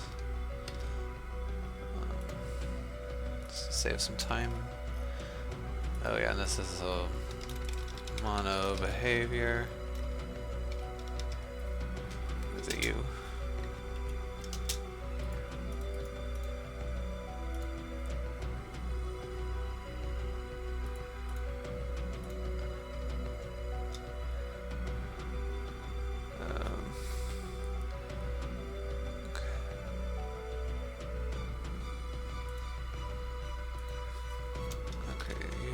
Engine UI button.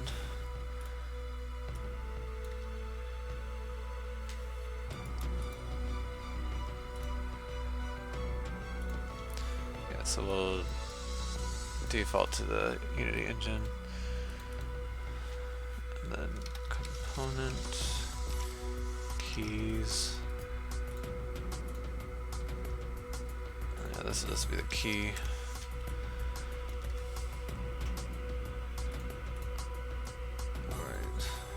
We need that.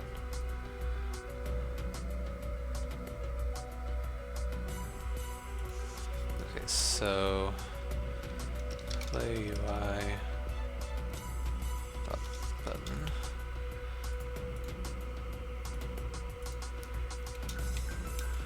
equals link game scene components get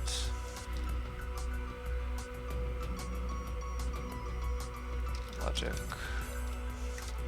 play UI button, and then just pass the key. I guess we can do get or register. Oh, it's not needed because all this Unity code is guaranteed to execute after we set up the rest of the code. Oh yeah, so we still need int. Okay, so then I guess we do need a reference this because we need to call the message. Okay, so let's call this logic button, and this is Unity button. There's really no reason to do it like that.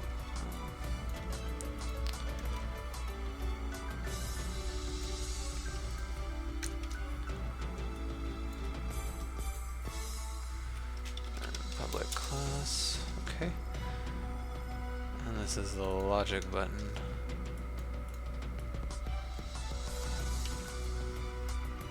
Alright, so logic button dot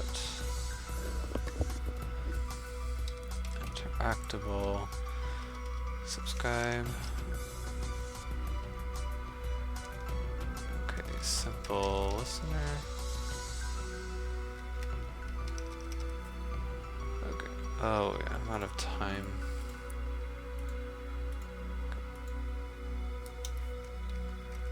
This is a bool. That's on interactable change.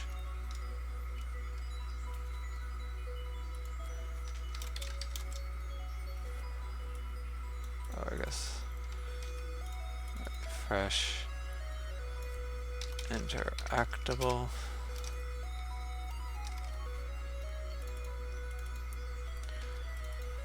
And then we'll call this right here.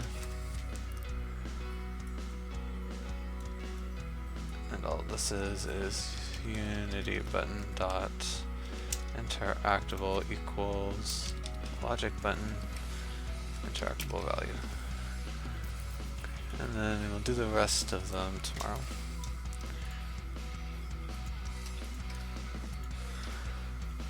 Alright, well thanks everybody for coming by and watching. We got quite a bit done today and we're starting to finally get to the end of this game. I think we'll at least work on it tomorrow to finish the game over screen so we can do a whole loop of the game and go from there. I'm not sure how much more polish I'll do. I guess we'll just see. I'll probably end up making this code available for people to edit if they really want to, but I think I'm ready to move on. So, and also just a reminder, next weekend I'll be streaming for almost 48 hours. I just gotta sleep and eat, but I'm gonna be doing a Ludum Dare, which is where you try to make a game in 48 hours, so that'll be fun. I've done it a few times, but it's been about a year since I've participated, so I think it'll be nice to do it again. But yeah, anyway, thanks everyone for watching. Feel free to follow. Oh, yeah, definitely follow my channel if you want to catch my stream tomorrow, because I'm probably going to start early because I think I'm going to have to end the stream about an hour early. So I'm going to try to start an hour early to make up. But anyway, so it should be about 4 Eastern. So I hope to see you then. Alright, bye-bye.